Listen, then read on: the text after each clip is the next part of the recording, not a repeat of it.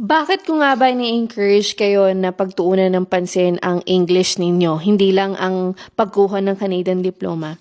May tulong naman ang Canadian Diploma dito sa Canada. Kaya nga tayo nag-aral dito para makapag-gain ng work experience, diba? Canadian work experience through our PGWP. Pero kailangan nyo rin pagtuunan ng pansin ang mga English proficiency test ninyo.